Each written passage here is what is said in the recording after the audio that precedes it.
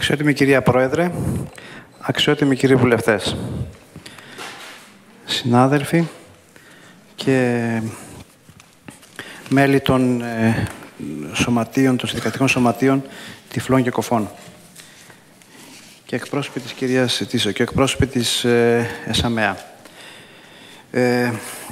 Πριν αναλάβω την ευθύνη της διοίκησης του Εθνικού Δήματος Κοφών, είχα αποταθεί και είμαι και εγώ στην Επιτροπή μαζί με τον κύριο Ρολίτσα. Βασικά με το σκεπτικό ο Υπουργός ήθελε να έχει μέσα και τη δευτεροβάθμια εκπαίδευση, την οποία εγώ εκπροσωπώ.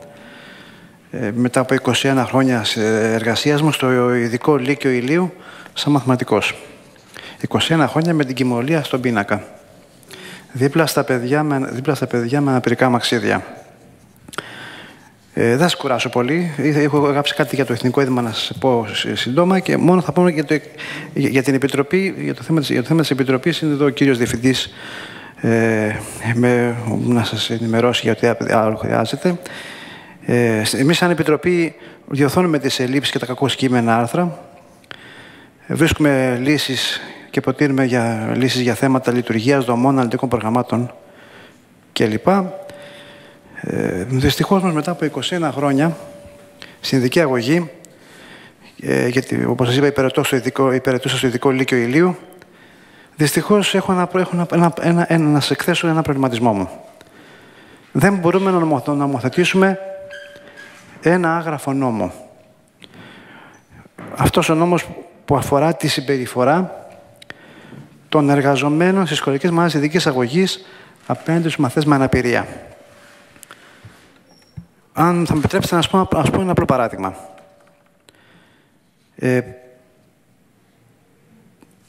Όποιος από τους καθηγητές, δηλαδή έρχονται πολλές φορές στα σχολεία, στις σχολές μας ειδικής αγωγής και συνάδελφοι, αλλά και εργαζόμενοι, οδηγοί, συνοδοί, ειδικό προσωπικό, οι οποίοι πραγματικά και οι ίδιοι έχουν πρόβλημα ύπαρξη μες στο χώρο αυτό. Ο χώρος αυτός είναι πάρα πολύ ευαίσθητος.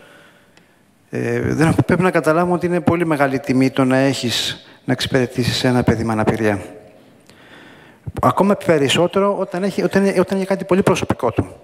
Έτυχε με ένα καθηγητής, ο οποίος το είδα με τα μάτια μου, μαθητής ο οποίος ήταν με μικρή δυστροφία του ΣΕΝ, δηλαδή με τετραπληγία 100%, ζήτησε, επειδή είχε συνάχεια, ζήτησε από τον καθηγητή να τον ντρεπόταν, το δικό του προσωπικό έλειπε, ντρεπόταν να είναι έτσι και λέει, παρακαλώ κύριε, λέει, βοηθήστε με, λέει, γιατί έχω το συνάχημα. Παρατήρησα ότι ο καθηγητής με μεγάλη του χαρά το έκανε αυτό. Δηλαδή βλέπετε ότι δυστυχώς αυτό δεν μπορεί να γραφεί στον νόμο. Απλώς σας εκθέτω τον προβληματισμό μου. Και άλλα πολλά πράγματα. Για μέσα καθυστερώ, για το Εθνικό Δήμα Κοφών είναι ένα δημόσιος φορέας, νομικό πρόσωπο δημοσίου δικαίου και ασχολείται από τη ιδρύσή του με τις ανάγκες των κοφών και βαρικών παιδιών, καλύπτοντας εκπαιδευτικές, ψυχοκοινωνικές και προνοιακές, παραδείγματος χάρη οικοτροφείο, ανάγκες σε πανελλαδική βάση. Έχει ιδρυθεί από το 1937, να μην σας αναφέρω άλλες, το έκανα και σας κουράζω. Έχω το κείμενο, θα το παραδώσω μετά, κυρία Πρόεδρε, θα το παραδώσω μετά στην γραμματεία. Σημαντικά, στα γρήγορα θα σας πω μονάχα ότι μετά την ίδρυση σχολικών μονάδων ειδικής αγωγής εγκαταστάσεις στο ΕΙΚ από το Υπουργείο Παιδείας, η δραστηριότητα του Ιδρύματος περιορίστηκε στην προσχολική ηλικία από 1 έτους μέχρι 5 ετών, όπου κανένας άλλος επίσημος κρατικός φορέας δεν τα αναλαμβάνει όσον αφορά το εκπαιδευτικό τους πρόγραμμα. Τα παιδιά όμως αυτών των ηλικιών, καθώς και οι γονείς τους, χρειάζονται παράλληλα και ψυχοκοινωνική υποστήριξη που απαιτεί ειδικό προσωπικό, ειδικούς παιδαγωγούς, λογοθεραπευτές, ψυχολόγους, κοινωνικούς λειτουργούς, καθώς και γιατρούς οριλά. Προς επίτευξη των ανωτέρων, το Εθνικό Έδημα Κοφών και εγώ σαν διοικητής δημιούργησα το Κέντρο Πρώιμης Παρέμβασης για οικογένειες με προβλήματα ακοής. Όπως επίσης και πρώιμης ανίχνευσης και διάγνωσης. Δηλαδή, οι γιατροί πηγαίνουν στα νοσοκομεία, τα δημόσια νοσοκομεία, όπου δεν γίνεται ακολογικός έλεγχος για ανίχνευση κοφών νεογνών, με αποτέλεσμα να καθυστερεί η διάγνωσή τους. Και αυτή η καθυστερημένη διάγνωση έχει μια καθοριστική επίπτωση στην ανάπτυξη των βασικών γλωσσικών, κοινωνικών και νοητικών δεξιοτήτων που θεωρούνται στοιχεία απαραίτητα για την ανάπτυξη του ατόμου. Σε κάθε 1.000 γεννήσεις αντιστοιχούν περίπου 3, λέει 2-4, εγώ θα πάρω το μέσο όρο, 3 νεογνά με νευροαισθητήρια βαρικοεία, βάσει διεθνών στατιστικών. Εδώ δεν έχουμε στην Ελλάδα, δεν έχουμε παρόμοια στατιστικά, αλλά υποθέτουμε θα είναι παρόμοια.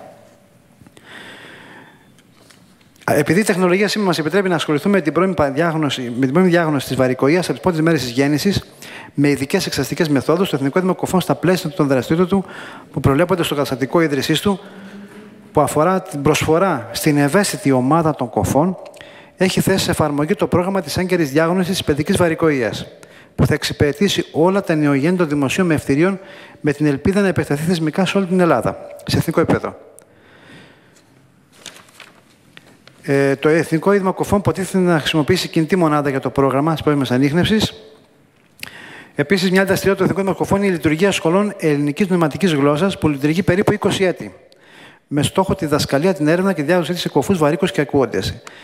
Είναι η σχολή του ΕΙΚ σε Αθήνα, Θεσσαλονίκη και Πάτρα τώρα, γιατί η Πάτρα είχε κλείσει. Εγώ την Πάτρα την ξανανοίγω σαν ίδρυμα, έχοντας την πορεία να ξεκινήσω εκεί πέρα και το πρόγραμμα παρέμβασης και άλλες δραστηριότητες που αυτή τη στιγμή ξεκινάνε στο Εθνικό Ίδρυμα Κοφών. Εκπαιδεύει περίπου 1.000 σπουδαστές κάθε χρόνο. Εντελώς δωρεάν, κυρία Πρόεδρε. Και οι οποίοι μελλοντικά θα εξυπηρετούν το σύνολο του πληθυσμού των κοφών στις διάφορες κοινωνικές ανάγκες. Επίσης, το ΕΙΚ σχεδιάζει την ενεργοποίηση στους επόμενους 3 μήνες υπηρεσίας διαμεταγωγής, relay service, η οποία απευθύνεται σε όλους τους πολίτες με ολική ή μερική απώλεια ακοής. Σκοπός της υπηρεσίας διαμεταγωγής είναι να εξασφαλίσει άμεση απομακρυσμένη διαπροσωπική επικοινωνία των κοφών και βαρικών με τους ακούοντες, η οποία θα γίνεται με διερμηνείς της ελληνικής νοηματικής γλώσσας και λειτουργεί με τους εξής 2 τρόπους. Με χρήση εικονοτηλεφωνίας, βιντεόκληση για νοηματίζοντες και με χρήση SMS για τους μη γνώστες νοηματικής γλώσσας. Υπάρχουν και μεταγλωσσικοί κοφοί οι οποίοι δεν γνωρίζουν νοηματική. Λοιπόν, επίσης τώρα στα σχέδια του ΕΚ είναι και ίδρυση λειτουργία ΙΕΚ κοφών και βαρικών σπουδαστών με τμήματα γραφιστικής, κομματικής και μαγειρικής. Για την υπηρεσία Relay Service και τελειώνω. Αν τυχόν, πόσο βασικό είναι και πρέπει να το ξεκινήσω εγώ σαν διοικητής του Εθνικού Ίδρυμα Κοφών, όσο γίνεται πιο σύντομα, χωρίς ΕΣΠΑ, από τα ίδια έσοδα από τα ίδια χρήματα που έχει το Εθνικό Ίδρυμα Κοφών. Όταν έτυχε περίπτωση που έπαθε κατοική προσβολή ο πατέρας ενός κοφού παιδιού. Το παιδί δεν μπορούσε να επικοινωνήσει με κανέναν, δεν μπορούσε να μιλήσει, η μητέρα του ήταν στη δουλειά, βγήκε έξω, δεν μπορούσε να επικοινωνήσει, γιατί ήξερε μόνο την νοηματική. Τελικά ο πατέρας έμεινε μέχρι το βράδυ, ο οποίος ο άνθρωπος έχασε τη ζωή του. Το παιδί το βρήκαν σε κακή κατάσταση το βράδυ η μάνα του, ενώ θα μπορούσε με την υπηρεσία Relay, μέσω του εικονομηνύματος, να πει στο διερμηνέα που θα έχω εγώ στο ίδρυμα, ότι ξέρετε κάτι, σας παρακαλώ πολύ, φωνάξτε να έρθει το ΕΚΑΒ αυτή τη στιγμή να πάρει τον πατέρα μου. Λοιπόν, αυτά το παράδειγμα σας έθεσα για να δείξω πόσο σοβαρό είναι και πόσο επίγον είναι η υπηρεσία κάποια στιγμή του Relay Services να εφαρμοστεί στο Εθνικό Ίδρυμα Κοφών. Σας ευχαριστώ πάρα πολύ. Και εμείς